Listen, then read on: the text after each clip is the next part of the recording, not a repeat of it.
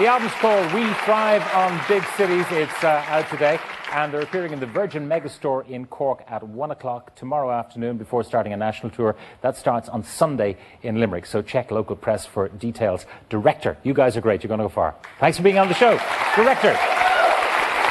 Now, another brief reminder about the Late Late Toy Show, which is now only 8 Fridays away. Send us a videotape or a DVD of your star in the making in action. And we also accept cassettes and CDs and also letters with photographs. Make sure that you keep copies of everything you send us because the material you send in will not be returned. The address, the Late Late Toy Show, P.O. Box 170, RTE, Dublin 4. The closing date is next Friday night, so please get on the case straight away and send your stuff into us. Now, my next guest feels so strongly about the death penalty that he's travelled to Dublin to join the cast of a play called The Exonerated. It's a Dublin Theatre Festival play. It's about, among others, Sunny Jacobs. She was on the radio with me during the week, but she, along with her husband, was wrongly convicted of murder. She spent 15 years in jail, 5 of them on death row, before she was exonerated. Her husband, on the other hand, wasn't so lucky. He was executed, horribly as it turned out, in a botched execution in the electric chair. It took them 3 goes to kill him. Will you welcome, please, the man remembered by many as one half of Starsky and Hutch, Mr. David Soul.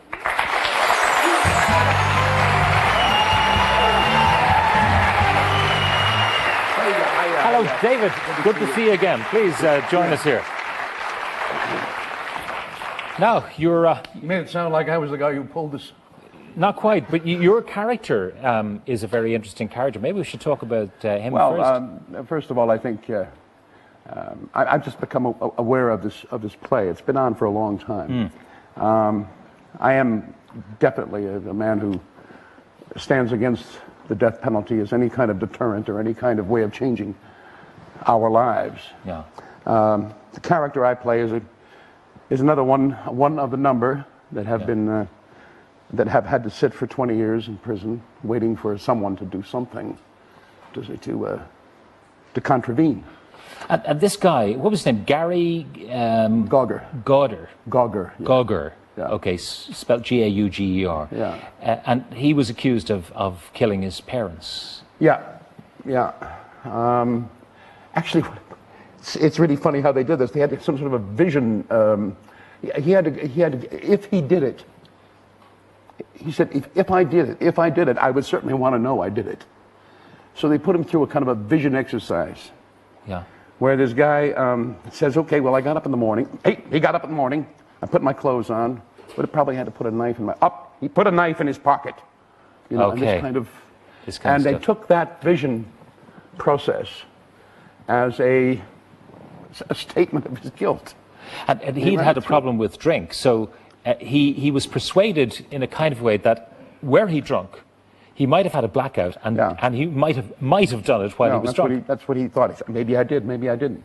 Maybe I had a blackout, and if I did, I should know that I did this to my parents. But no blood on his clothes, nothing. I think more importantly than the travesty of the justice, I just came from seeing the play tonight for the first time. It's one of the most joyous experiences. It sounds strange to say that. Sure. But the spirit, the human spirit that comes through each of these 6 characters who have been condemned to death, whose sentences are eventually exonerated, are commuted.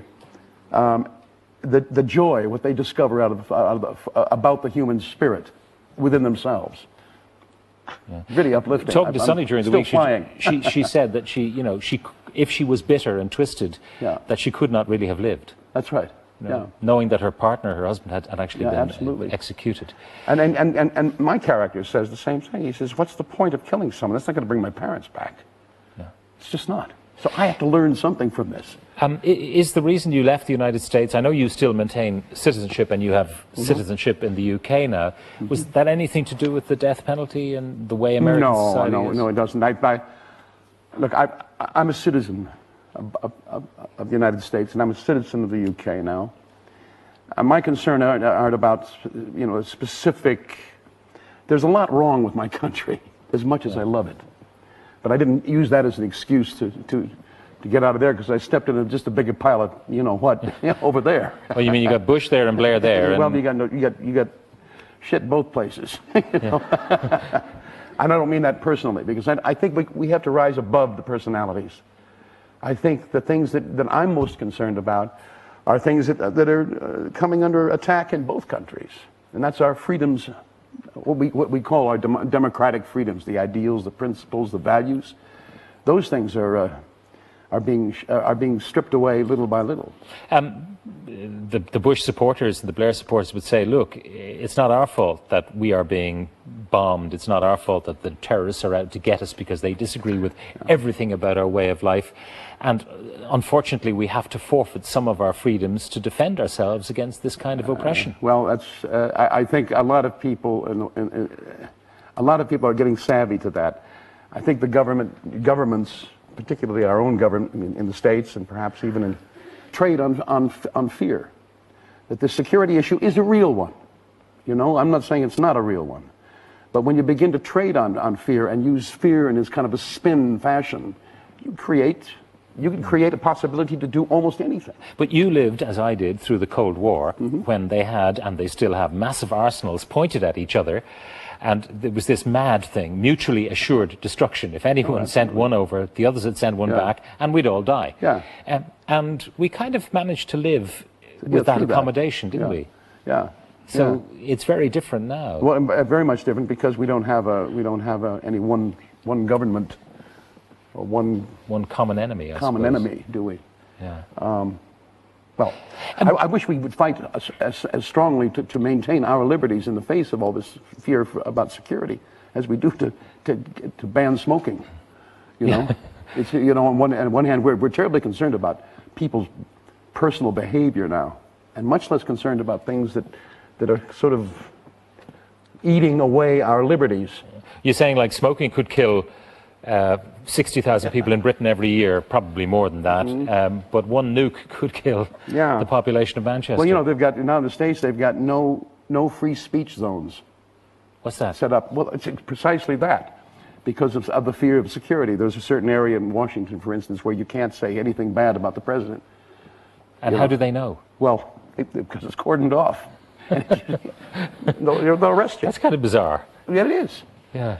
Why then the decision to live in Britain, though? Was it professional, like the theatre? And It was. Rather than political or anything else? Oh, God, yes. Oh, yeah. No, I'm not a political animal. I'm a citizen, so I really care about that. But I don't like taking pot shots at Blair or Bush for the sake of it. But I do care about my citizenship. You know, I went there for the theatre. Yeah. Yeah. And you've done an awful lot of theatre. But having done television and being recognised on every street corner for much of your life... That's because I stand there and ring a bell. Well, you started off singing, what were you, The Masked? I was the covered man. The Covered Man. Yeah. That's how you did your first show-busy thing, was it? Well, it wasn't show busy. I really meant it. I guess, looking back now, it was, you know, that's 40 years ago. Do you realize that? 40 years ago. 40 or 1965, You were the 66. Covered Man. I was the covered man. And what did you do? I put a mask on my face because I wanted to be known for my music. I didn't want people to just see, because I was, in those days, I was a pretty boy. Had blue eyes, long blonde hair, and, you know, looked Norwegian and all that kind of stupid stuff. And I didn't want to be known for that. I wanted to be known because I did good music. That is still your first love, isn't it? It is. More than anything else, your music. Because some people thought, wrongly, that it was the success of Starsky and Hutch that led to someone saying, oh yeah, like Telly Savalas and If, let's get a guy who's on the telly to make a record. But that wasn't the way it was. Your music predated your TV success. It did indeed. There's no question that the popularity of Starsky and Hutch and the sort of international visibility of it helped make a hit. Took a record to #1, but it certainly didn't drive me into music. Yeah. You might have been something else entirely. I mean, your dad is a very interesting character, still living. Yeah. Still well. 87 years old. 87 years old. What did he do? My dad is a history professor, which is probably one of the reasons why I care so much about citizenship and so forth.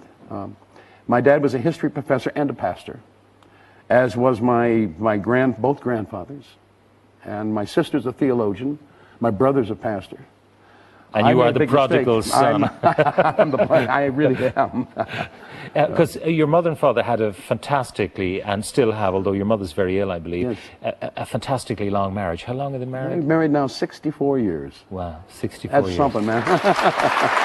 And if I may ask you a personal question, what was your longest marriage? Which one? That's what I'm wondering. Which one lasted the longest? I think it was a relationship with a girl that I wasn't married to. Lasted the longest. Yeah, 10 years. But your marriages all were shy of 10 years. You might say that. You might say that, Pat. But you've got your children and great relationships with your children, but they're all over there. And Well, you're except over for here. my daughter China, is now That's a lovely has name. just come over to.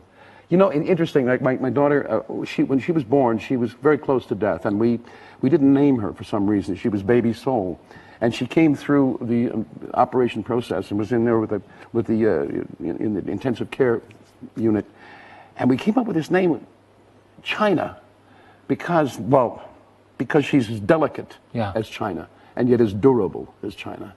And of course, her mother was half Chinese. So China Soul, and it kind of has China a nice ring Soul. to it. Yeah. It's a great name. She's not in showbiz, I presume. No. She's studying English literature. She's coming over to study in the UK, and she wants to do creative writing. I don't know. She wants to write, so she wants to go out and experience life. Good for her. Good for her. You, of course, spent some time here, didn't you? I did back in 1980. Yeah, and one of your children actually went to school here. A couple of them did. A couple of them In did. fact, they went to school with Ryan Tubridy. Ryan Tubridy. Yeah. They were in his class in school. Very good. Isn't that weird? Isn't that weird? It really is weird. Yeah. Did they turn out as well as Ryan? I'm glad to hear you say that, Pat. I would say that. No, he's a lovely guy. Jerry Springer. Yeah. When I say that name, what does it mean to you? Well, it means a lot of things. First, one of the shows that I hate the most on television. Yeah. And Jerry Springer the Opera, which is one of the finest pieces of theater that I've ever been involved In with. which you starred. and was there a lot of hassle about that when that... Well, you know, I mean, there was a lot of... the BBC came in and videoed the show, and it was put out on BBC Two first of the year in last year. Yeah. This year. I'm And not people sure were when. shocked. Well, some people were. Even though it had been packing them in the theatres. Yeah, it won every award that possible, you know, as one of the finest pieces of theater that the National Theatre had ever done. And it takes a real shot at how we, in television, oftentimes use people for our own sake. In other words, and I think that's what Jerry Springer does. I mean, And did Jerry see the show? He saw the show. And yeah. what did he think of you as Jerry? I don't know that he ever saw me except on television. He saw the original one. He said, "I wish I'd thought of the idea." That was his comment. And starred as himself Yeah. in the West End. You were here for the run of The Exonerated. You'll be doing a number of performances. I mean, the way it works is that different well-known people come in and take different parts. That's right. And you obviously were anxious to sort of lend your name to this cause. Well, for several reasons. One, I don't know if you know this, but this Dublin International Theatre Festival, which has been going for 49 years, is one of the most prestigious in the world. I mean, it's big. Yeah. So anything that's connected with that festival is something that people take notice of. Secondly, this is an issue that I'm very interested in, concerned about. And thirdly, it's just a brilliant piece of theatre. Yeah, so absolutely. You can't have a better combination. And there's a fourth reason, that Dublin during the theatre festival is I knew fantastic. you'd be here, Pat. David, it's great to see you again. Yeah, you too. And thank you very much for being with us on the show. David Soul. And if you'd like to see David in The Exonerated, it's going to be running in the Liberty Hall Theatre as part of the Dublin Theatre Festival until October the 14th. That's the end of part one. Back in a couple of minutes with lots more. Don't go away.